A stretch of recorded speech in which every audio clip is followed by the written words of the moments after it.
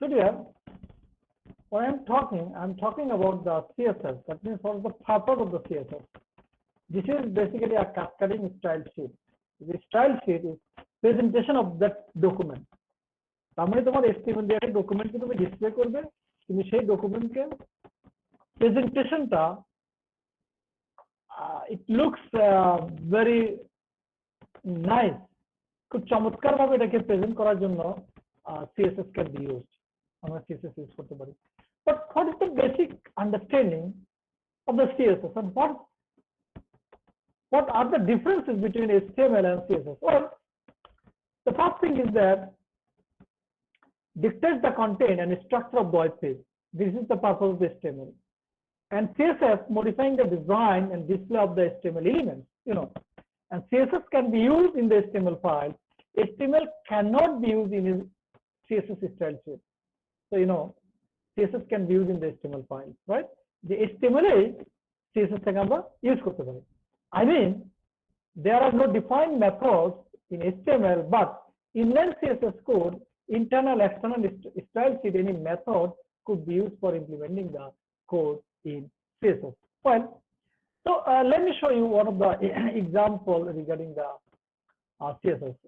This first one, this is a very simple code which already এটা আমরা সবাই কিন্তু অলরেডি জানি, সেজন্য আমি এখান থেকে শুরু করতে।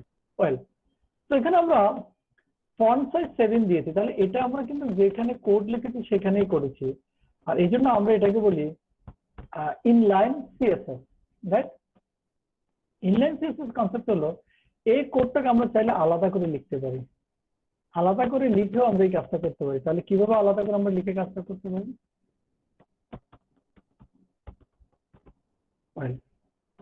এখন দেখো, this is another example. Yes, this is the example. মূলত ইনলাইন সিএসএস এর কনসেপ্ট হলো এটাই যে আমরা এখানে দেখো গ্রিন বাংলাদেশ লিখে আমরা স্টাইল লিখে কালার রেড দিয়েছি, তার মানে এটা কালার রেড হয়েছে। স্টাইল লিখে কালার ব্লু দিয়েছি, এটা ব্লু হয়েছে। চাইলে আমরা এটাকে অন্যভাবে লিখতে পারতাম, তাই না, যে শুধু কালার ইকুয়াল টু রেড দিলেও হতো। But this is the concept of the CSS. So because H1 already it is known to you, this is the simple tag. And এই ট্যাগে তুমি যদি বাংলাদেশ লিখতে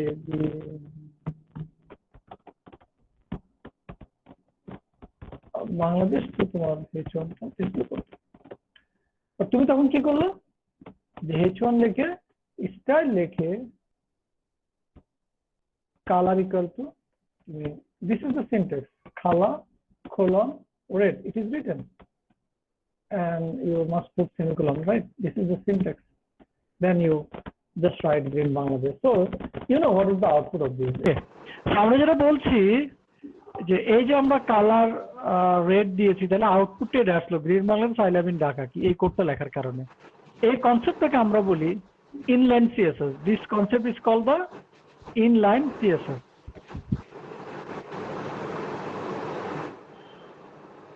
ক্লিয়ার কিনা ইনলাইন সিএসএস কনসেপ্টটা? জি স্যার, ক্লিয়ার স্যার। জি স্যার, ক্লিয়ার। তাহলে আমরা যদি এখন আরেকটা লিখি,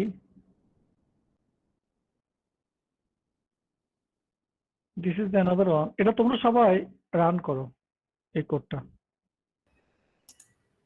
এই লেখাটা আউটপুট এরকম চাই যে সাউথ ইস্ট ইউনিভার্সিটি সেন্টারে যাবে কালার গ্রিন হবে। হ্যাঁ, সাউথ ইস্ট সেন্টারে যাবে কালার গ্রিন হবে। তাহলে আমাকে কি লিখতে হবে? H1 আমি এইভাবে লিখতে চাই না, এটা নাই।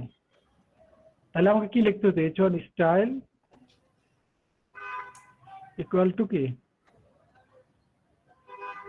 সেন্টার কালার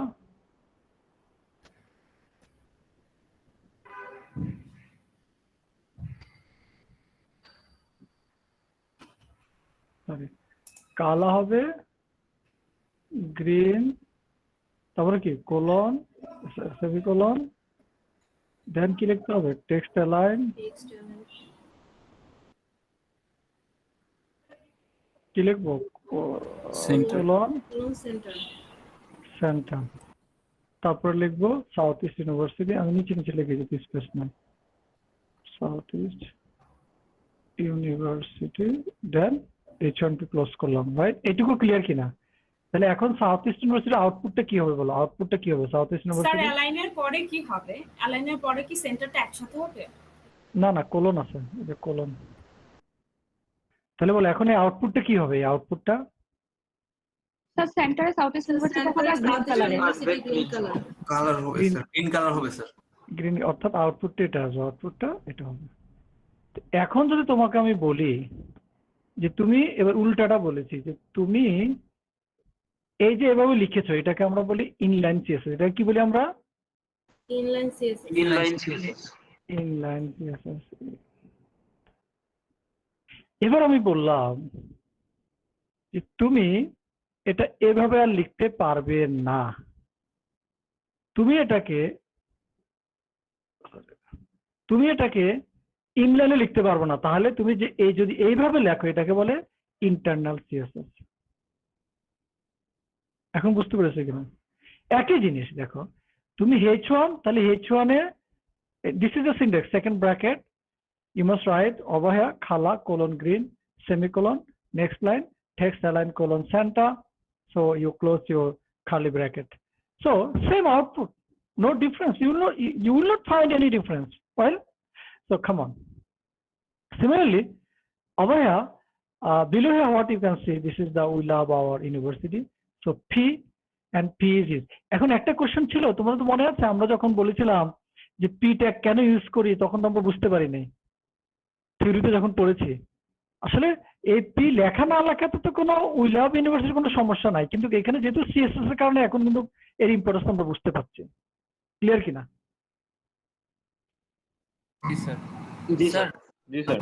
যদি স্যার আরো কিছু যদি থাকে স্যার, H1 নামে যদি আরেকটা, যদি সাউথ ইউনিভার্সিটির নিচে যদি আরেকটা কিছু থাকতো, তখন তুমি H1 লিখতে পারবে না, কারণ তাহলে তো এক হয়ে যাবে। তাহলে ওর আন্ডারেই লিখো, তাহলে তোমাকে H2 H3 দিতে হবে। স্যার আমি যখন সিএসএস এ এই জিনিসটা করব তখন কি আমার প্যারাগ্রাফটা বুঝাই দিতে হবে, না হলে কেউ নিজে থেকে বুঝবে না? না, তোমাকে বুঝিয়ে দিতে হবে, সেটা বুঝবে না। ওকে, নাও the last one is called the external CSS. What is the external CSS? অর্থাৎ ইনলাইনে তুমি যে কোডটা লিখেছো, ইনলাইনে তুমি কি কোড লিখেছো? এই যে কোডটা তুমি লিখেছো ইনলাইনে, দেখো এই যে এই কোডটুকু, শুধু এইটুকু।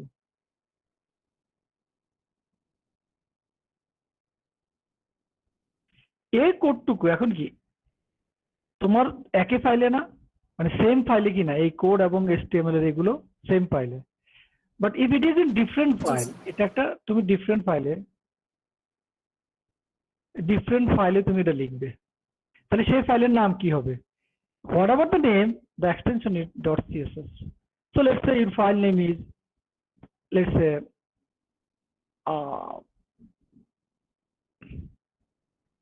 mango.css.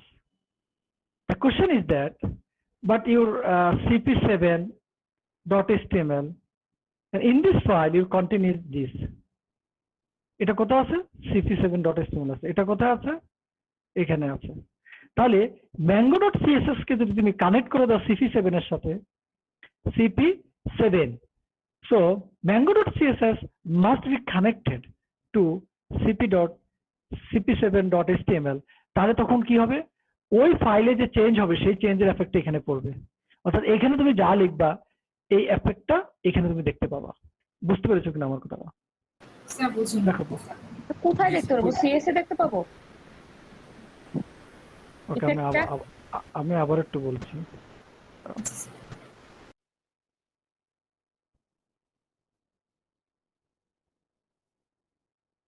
মনে করো আগের এক্সাম্পলটা দিয়ে দেখাই, তাহলে আরো বেটার হবে। এখানে পুরোটাই একটা ফাইল, এটা বুঝতে পেরেছো? পুরোটাই কি একটা ফাইল স্যার। একটা ফাইল, এবং সেই ফাইলের নাম কি? Sir .html, cp7.html। এবার বুঝতে পেরেছো? জি স্যার। আমি বলেছি কি এই ফাইল থেকে আমি এটাকে সরিয়ে ফেলবো,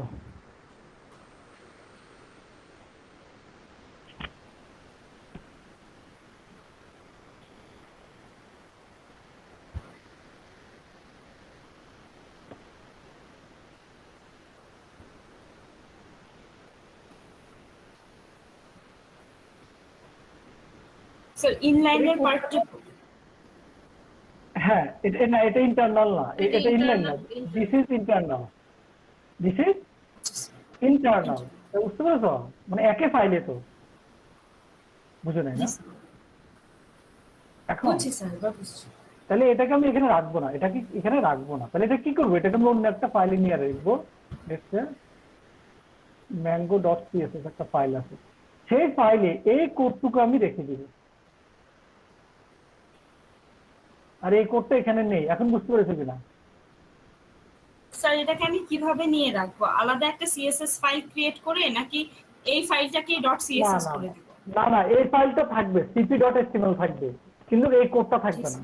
এই কোডটাকে আমি আলাদা একটা mango.css রাখবো, তাহলে দুটো আলাদা ফাইল হয়ে গেল কিনা বলো? Separate file. জি স্যার। কিন্তু জি স্যার। তোমার আউটপুট কিন্তু এখন সিম্পলি সাউথ ইস্ট দেখাবে, H1 বোল্ড, আর we love our university simple অ্যাটিস দেখাবে। তুমি ফন্ট সাইজ বড় দেখতে পাবে না। কেন পাবে না? কারণ এই কোডটা তো আর এখানে নেই। এই কোডটা কি এখানে আছে? না স্যার। নাই, তাইলে দেখতে পাবা না। কিন্তু তুমি বললে না স্যার আমি আগের মতোই দেখতে চাই। কোশ্চেনটা কি আমার বুঝতে পেরেছো? জি স্যার। তুমি বললে স্যার আমি আগের মতোই দেখতে চাই, আমি বললাম তুমি দেখতে পারবে না, কারণ তুমি তো এই কোডটা এখানে নেই, তুমি এই কোডটাকে নিয়ে গিয়েছো। স্যার তাহলে তো স্যার কালারটাও থাকবে না স্যার। কালারটা থাকবে না, এখন আর গ্রিনও আসবে না, সেন্টারও যাবে না, চেঞ্জ হয়ে যাবে পুরোটা। মানে এখন সিম্পলি HTML এর যে জিনিসটা হতো এখানে তাই হবে। বুঝতে পারছি sir. First try to understand my question. Is that clear my question? G sir. জি স্যার। এখন তুমি বললা না স্যার আমি আউটপুট এরকমই চাই, আপনি যতই চেঞ্জ করেন আমি আউটপুট। তখন তোমাকে কি করতে হবে? এই যে কোডটা তুমি লিখেছো যে কালার গ্রিন সেন্টার, এটা তো এখন আর এখানে নেই, তাহলে কি এই ফাইলটাকে যদি তুমি এর সাথে কানেক্ট করে দাও, এই ফাইলকে যদি তুমি এখানে কানেক্ট করে দাও, এই যে এখানে এখন ফাইলকে তুমি কানেক্ট করে দাও, ওই ফাইলের নাম কি? mango.css। তখন কিন্তু আউটপুট আগের মতোই দেখাবে। তাহলে কোড এখানে চেঞ্জ করবা, এখানে আউটপুট চেঞ্জ দেখতে পাবো। এখন বুঝছো? জি স্যার। স্যার তাহলে তো mango.css এ আমি যে কোনো কোড করলে এটা যদি আমি জাস্ট এটার সাথে কানেক্ট করে দিই তাহলে চলে আসবে। এক্স্যাক্টলি তাই হবে, তাই হবে। কেন এটা স্যার হবে? সিএসএস ফোল্ডারে স্যার সিএসএস ফাইলে শুধু কি সিএসএস লিখবো না আমরা? মানে সিএসএস যতটুকু হ্যাঁ, এখানে তুমি অনলি সিএসএস লিখবে, অন্য কিছু লিখতে পারবে না। mango.css এ you must write only CSS, not anything else. জি sir. Now can you listen to me very clearly? এখন কি ভালো শুনতে স্যার পাচ্ছো? আরেকটা কোশ্চেন ছিল। জি স্যার। বলো। জি স্যার শোনা যাচ্ছে। স্যার আরেকটা কোশ্চেন ছিল। ভালো। স্যার আগে বলো। যেমন আমরা HTML এর যে ফোল্ডারটাতেই ছবি রাখতে হতো, মানে আমরা যদি কোনো কিছু মার্জ করে দিতাম তাহলে তো ওই ফোল্ডারটাতেই থাকতে হতো। স্যার এই ক্ষেত্রেও তো সেমই হবে তাই না? যে mango.css টা ওই ফোল্ডারেই থাকতে হবে। হ্যাঁ বলো, বাট ডিফারেন্ট জায়গা থাকলে অসুবিধা না, লিঙ্ক দিয়ে দিব আমরা। বুঝতে পারছি।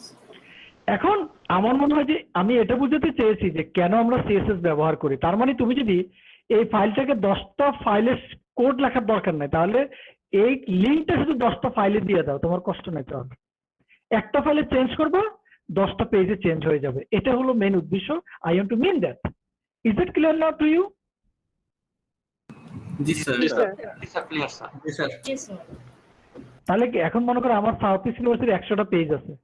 এখন যদি ইউনিভার্সিটির কেউ মারা যায়, আমি সাউথ ইস্ট ইউনিভার্সিটি লেখাটাকে তোমার ব্ল্যাক করে দিব, তাই না? কে মারা গিয়েছে শোক। এখন তাহলে আমাকে 100টা ফাইলে গিয়ে চেঞ্জ করতে হবে না বলো? না স্যার। না স্যার, আমরা তো একটাতে করে সবগুলোতে মার্জ করে দিতে পারবো।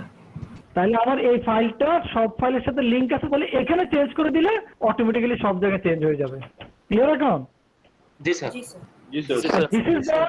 This is the beauty of CSS. এখানে টু বি অনেস্ট সিএসএস তেমন কিছু শিখার নেই। We need to know lots of syntax, এবং আমাদের অনেকগুলো জিনিস জানতে হবে যে বিভিন্ন এই কাজগুলো করার জন্য, যেমন কালার বিভিন্ন অ্যাক্টিভিটি গুলো আমাদের জানতে হবে। কিন্তু তোমাদের মতো ম্যাচুরিটি স্টুডেন্টদের জন্য আসলে সিএসএস ওরকম কিছু না, ইটস নাথিং। তোমরা যে আসলে কি দেখলেই পারবা জিনিসগুলো, এরকম আর কি। কিভাবে শুরু করব এখন? এই লিঙ্কটা কিভাবে করবো? আমি যে বলেছি যে এই লিঙ্কের কোড হচ্ছে এটা। তুমি এখানে ওই CP7 ফাইলে দেখো, তুমি এটা লিখে দিলে হবে।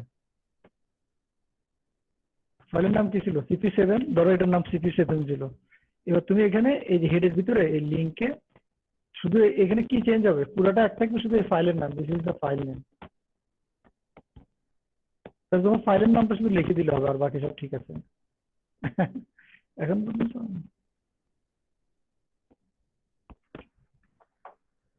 So this is call external CSS। এই কনসেপ্টটাকে কি বলে, এক্সটার্নাল। তাহলে আমরা কত ধরনের CSS দেখলাম, ইনলাইন, স্যার 3 ধরনের স্যার 3 ধরনের স্যার ইন্টারনাল, ইন্টারনাল তিন ধরনের স্যার। and external.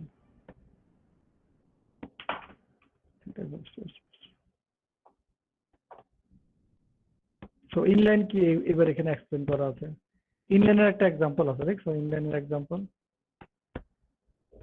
ইন্টারনালের একটা এক্সাম্পল আছে, যে পুরো কোডটার মাঝে তোমার সেটা আছে এক ফাইলে। এক্সটার্নালের একটা এক্সাম্পল আছে, you can find the example of the external.